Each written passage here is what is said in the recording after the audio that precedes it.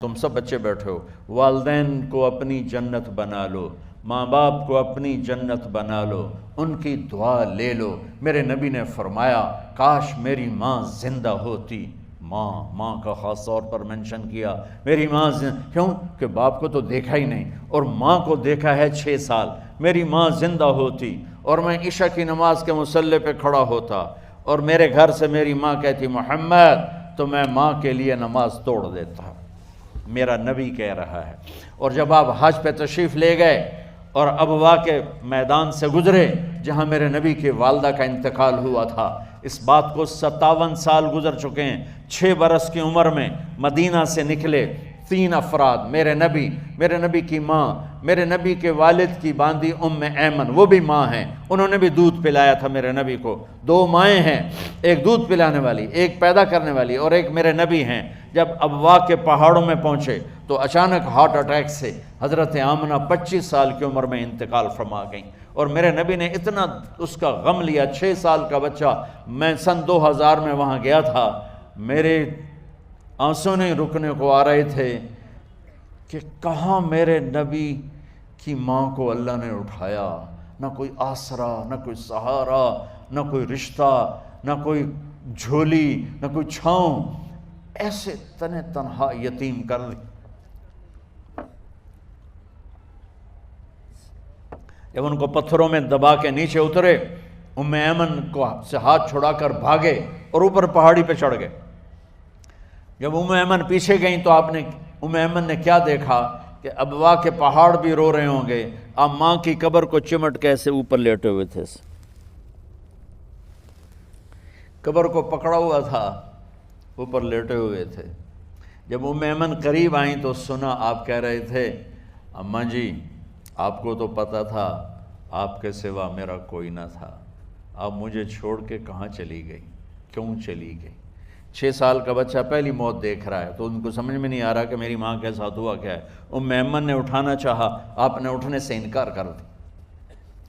اس صدمے کو سینے میں لیے ہوئے 57 سال کے بعد، 7ویں دن بندہ رو نہیں سکتا، رونا ہی چاہے تو رونا نہیں آمدا، 57 سال کے بعد آپ اس وادی سے گزرے، آپ نے اونٹنی کو ماں کی قبر کی طرف موڑ دیا، اور ان پلرز کو 3 گنا کرو تو وہ پہاڑ بنتا ہے، چھوٹی پہاڑی تھی۔ اونٹنی کو نیچے بٹھایا، اوپر پہاڑ پر گئے، اور یہ مجھے دیکھو، یوں آپ نے گھٹنے کھڑے کیے ماں کی قبر کے سرانے، اور یہ ہاتھ یہاں رکھے، اور پھر سر دیا اپنے گھٹنوں میں یوں، پھر رونا شروع کیا۔ اتنا روئے، اپریل کا مہینہ تھا، دھوپ سر پہ پڑ رہی تھی، ہم تو ٹھنڈی دھوپ میں بیٹھے ہیں، شدید دھوپ میں بیٹھے تھے، اور اس کنڈیشن میں یہ بچوں کا سٹائل ہوتا ہے، جب لمبا رونا ہو تو وہ یوں بیٹھتے ہیں سر اندر دے کر۔ اتنا روئے کہ آپ کی داڑھی ساری آنسوں سے بھر گئی، سینہ تر ہو گیا، احرام تر ہو گیا، اور کئی گھنٹے بیٹھ کے روتے رہے۔ 2 جہان کے سردار ہو کر تمنا کر رہے ہیں کاش اماں تو زندہ ہوتی، تو مجھے کہتی محمد میں تیرے لیے نماز توڑ دیتا۔ اور میرے نبی نے، یہ بچیاں غور سے سنو، میرے نبی سے پوچھا گیا یا رسول اللہ قیامت کب آئے گی؟ آپ نے فرمایا یہ تو اللہ کو پتہ ہے۔ نے کہا یا رسول اللہ کوئی نشانی بتا دیں؟ تو آپ نے فرمایا جب بچیاں ماؤں کو ذلیل کریں گی تو قیامت آ جائے۔ جب بیٹیاں ماؤں کے ساتھ بدتمیزی کریں گی اور ماؤں کو ذلیل کریں گی تو قیامت آ جائے گی۔ ایک ماں بیٹی کو میں بھول نہیں سکتا، ماں کے موٹے موٹے آنسو گر رہے تھے، اور بیٹی ماں سے کہہ رہی تھی بھوک نہیں، ہماری اپنی پنجابی زبان، بھوک نہیں، اوئے ہوئے ہوئے ہوئے، یہ تو ہم نوکر کو کہتے ہوئے ڈرتے ہیں، وہ ماں سے کہہ رہی تھی بھوک نہیں، یعنی بکواس نہ کر، روا کے چپ، صرف آنسو اس کے گر رہے تھے ایسا۔ شاید وہ یاد کر رہی تھی کہ 9 مہینے کیسے اس کو میں نے پیٹ میں پالا، جنتے ہوئے کتنی تکلیفوں سے گزری، اور اس کو دودھ پلاتے ہوئے کتنی راتیں میں نے کاٹ کاٹ کے گزاریں، اور اس کے پیشاب دھوتے ہوئے کتنی دفعہ میں سردی میں ٹھٹھری، اور آج یہ مجھے کہہ رہی ہے بھوک نہیں۔ اس لیے میرے نبی نے فرمایا جس نے ماں باپ کو دکھ دیا، سنو غور سے بچوں سارے سنو، جس نے ماں باپ کو دکھ دیا اس پہ اللہ کی لعنت، اس پہ فرشتوں کی لعنت، اس پہ زمین آسمان کی لعنت، نہ ان کی نماز قبول ہے، نہ روزہ قبول ہے، نہ صدقہ قبول ہے۔ میرے نبی کی زندگی کا دوسرا روپ حقوق العباد، نماز حقوق اللہ میں آ جاتی ہے، میں حقوق العباد کی تھوڑی سی وضاحت کر رہا ہوں۔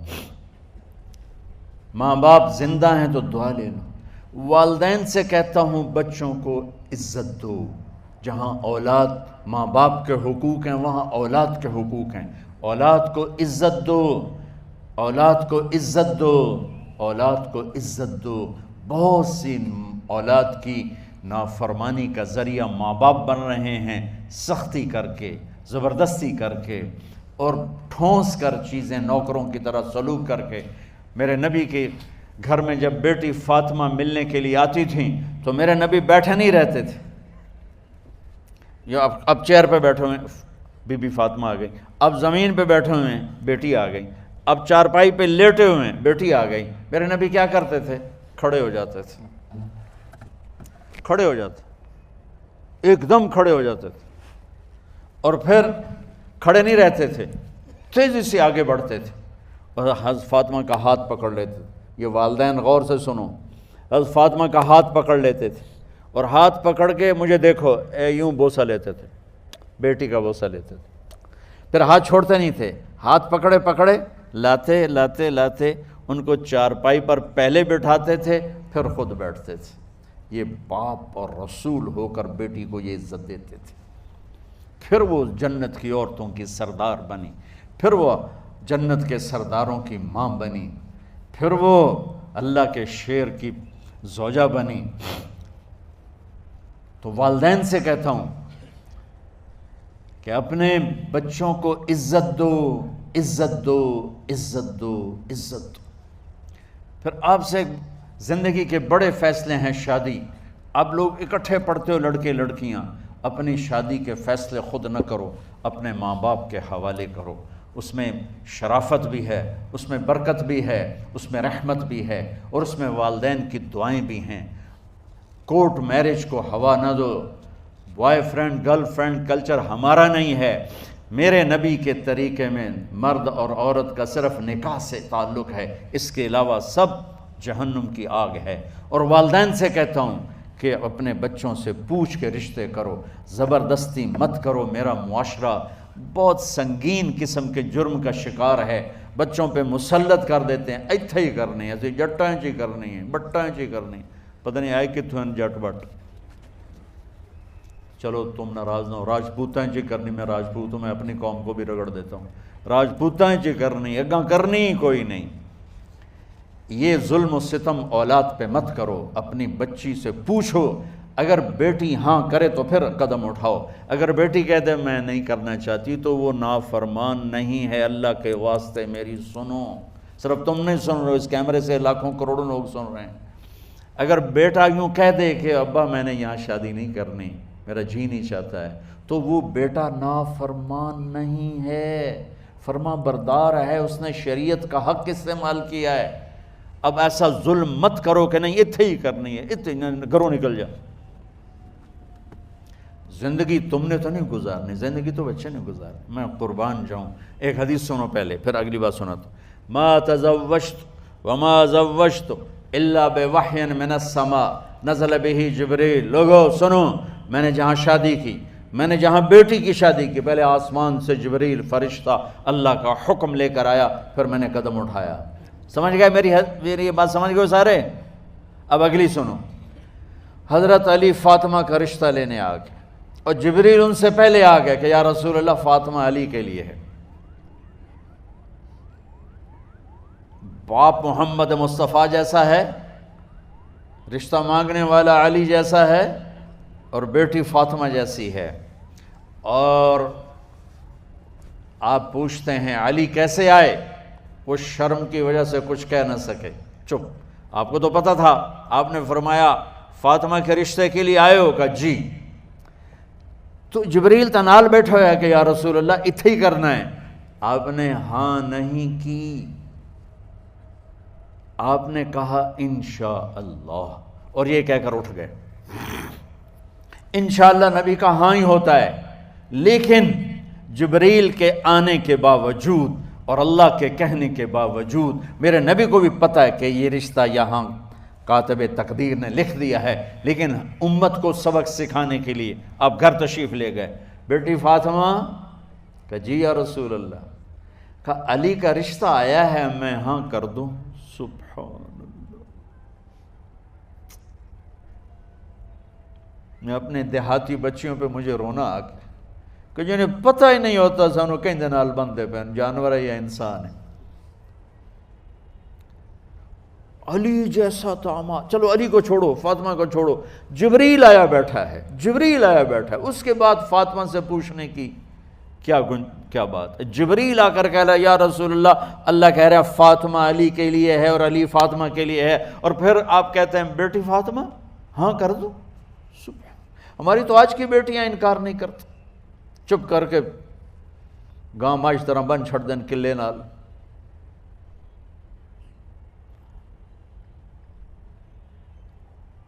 کوئی ان کے اندر کے جذبات کو سننے والا کوئی نہیں ہوتا، اپنی انانیت پر یہ فیصلے کرتے ہیں، اور میرا نبی کہہ رہا ہے بیٹی ہاں کر دو۔ سبحان اللہ۔ آپ کا کیا خیال ہے فاطمہ نے انکار کرنا تھا؟ یہ تو یہ بیٹیاں نہیں انکار کرتی تو فاطمہ نے کہاں کرنا تھا؟ لیکن یہ سبق دینا تھا ان والدین کو جو نادانی میں نادانی کے فیصلے کر کے اولاد کو ہمیشہ ایک ٹھنڈی آگ میں دھکا دے دیتے ہیں۔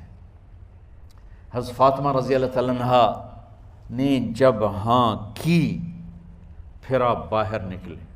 اچھا مزے کا واقعہ ہو، حضرت علی اٹھ کے باہر نکلے تو صحابہ باہر کھڑے انتظار کر رہے تھے کہ کیا ہوا۔ حضرت علی کو بھیجنے والے تھے عبد الرحمن بن عوف، پہلے ابو بکر گئے تو آپ نے انکار کر دیا، عمر گئے رشتہ مانگا، آپ نے انکار کر دیا۔ عبد الرحمن بن عوف نے علی سے کہا آپ جائیں، آپ کا رشتہ رد نہیں ہوگا۔ کہنے لگے میرا تو ذاتی گھر بھی کوئی نہیں، مجھے کہاں سے رشتہ ملے گا، میں تو بالکل غریب ہوں۔ کہا نہیں تم جاؤ۔ تو واپس آتے انہوں نے عبد الرحمن بن عوف پہ چڑھائی کر دی، وہ کیا ہے نا تو میں نے گلے آئی، انکار ہو گیا۔ تو صحابہ نے پوچھا کیا ہوا؟ کہا کچھ کہا ہی نہیں، چپ کر کے اٹھ گئے۔ تو عبد الرحمن بن عوف کہنے لگے کچھ بولے صحیح، کہ بس اتنا کہا انشاءاللہ، کہا تو مبارک ہو، نبی کا انشاءاللہ ہاں ہوتا ہے۔ کہا اچھا، تو اتنے میں آپ باہر تشریف لے۔ کہا علی، کہا جی، کہا لو بلاؤ، لوگوں کو بلاؤ۔